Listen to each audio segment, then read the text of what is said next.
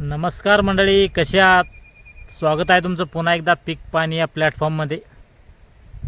आज आहे शुक्रवार 24 जुलै 2026 आणि आज आपण जाणून घेऊया सोयाबीनचे बाजारभाव.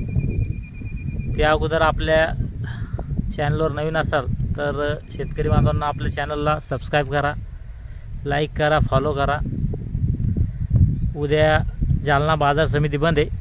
उद्या देवशयनी आषाढी एकादशी असल्यामुळे उद्या जालना बाजार समिती बंद आहे. जालन्याला मोठा उत्सव असतो, आनंद स्वामी जत्रा असते, त्यामुळे जालना बाजार समिती बंद आहे.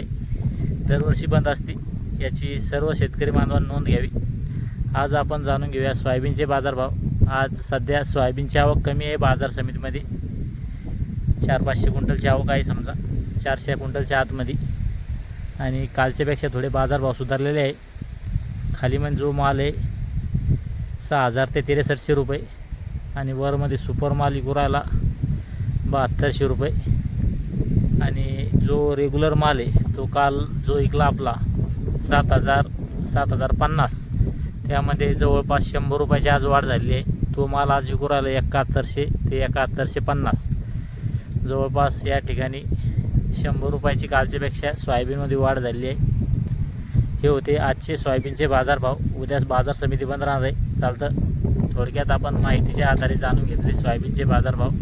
या व्हिडिओमध्ये इथं थांबूया. आपण पुन्हा भेटूया नवीन व्हिडिओमध्ये. जय जवान जय किसान.